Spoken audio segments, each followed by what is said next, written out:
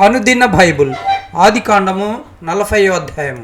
అటు పిమ్మట ఐగుప్తు రాజు యొక్క పానదాయకుడును భక్ష్యకారుడును తమ ప్రభువైన ఐగుప్తు రాజు ఎడల తప్పు చేసిరి కనుక ఫరో పానదాయకుల అధిపతియు భక్ష్యకారుల అధిపతియునైన తన ఇద్దరు ఉద్యోగస్తుల మీద కోపపడి వారిని చెరసాల్లో నుంచుటకై రాజ సంరక్షక సేనాధిపతికి అప్పగించెను.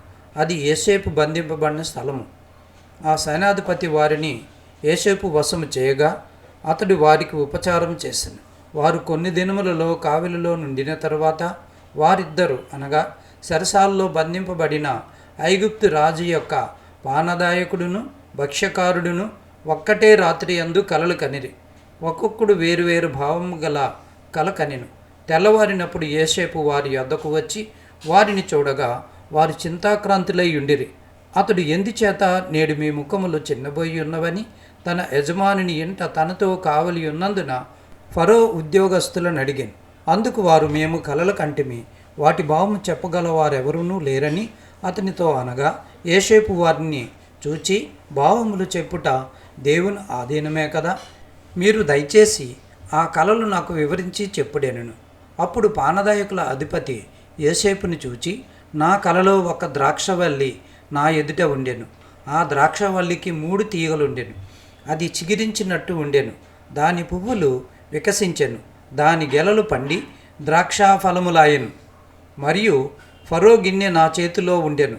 ఆ ద్రాక్షాఫలములు నేను పట్టుకొని ఫరో గిన్నెలో వాటిని పిండి ఆ గిన్నె ఫరో చేతికి ఇచ్చితనని తన కలను అతనితో వివరించి చెప్పాను. అప్పుడు యోసేపు, దాని భావం ఇదే, ఆ 3 తీగలు 3 దినములు, ఇంకా 3 దినములలోగా ఫరో నీ తలను పైకెత్తి నీ ఉద్యోగము నీకు మరలా ఇప్పించును. నీవు అతనికి పానదాయకుడివై ఉన్న నాటి మర్యాద చొప్పున ఫరో గిన్నెను అతని చేతికి అప్పగించెదవు. కాబట్టి నీకు క్షేమము కలిగినప్పుడు నన్ను జ్ఞాపకం చేసుకుని నా యందు కరుణించి ఫరోతో నన్ను గూర్చి మాటలాడి ఈ ఇంటిలో నుండి నన్ను బయటికి రప్పించుము. ఏలయనగా నేను ఎబ్రీల దేశములో నుండి దొంగిలిబడితిని, అది నిశ్చయము.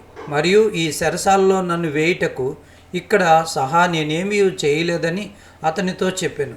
అతడు తెలిపిన భావం మంచిదని భక్ష్యకారుల అధిపతి చూచి అతనితో నిట్లెనను. నేనును కలకంటిని, ఇదిగో తెల్లని పిండి వంటలు గల 3 గంపలు నా తల మీద ఉండెను. మీది గంపలో ఫరో నిమిత్తము సమస్త విధములైన పిండి వంటలు ఉండెను. పక్షులు నా తల మీదనున్న ఆ గంపలో నుండి వాటిని తీసుకుని తినుచుండెను. అందుకు యోసేపు, దాని భావమిదే, ఆ 3 గంపలు 3 దినములు, ఇంకా 3 దినముల్లోగా ఫరో నీ మీద నుండి నీ తలను పైకెత్తి బ్రాను మీద నిన్ను వేలాడదీయించును. అప్పుడు పక్షులు నీ మీద నుండి నీ మాంసమును తినివేయనని ఉత్తరం ఇచ్చెను. 3వ దినమందు జరిగినదేమనగా, ఆ దినము ఫరో జన్మదినము గనుక అతడు తన సేవకులందరికీ విందు చేయించి వారి నడుమ పానదాయకుల అధిపతి తలను భక్ష్యకారుల అధిపతి తలను పైకెత్తి పానదాయకుల అధిపతి ఉద్యోగం మరలా అతనికి ఇచ్చెను. కనుక అతడు ఫరో చేతికి గిన్నెనిచ్చెను. మరియు యోసేపు వారికి తెలిపిన భావము చొప్పున భక్ష్యకారుల అధిపతిని వేలాడదీయించెను. అయితే పానదాయకుల అధిపతి యోసేపుని జ్ఞాపకం చేసుకొనక అతన్ని మర్చిపోయాను.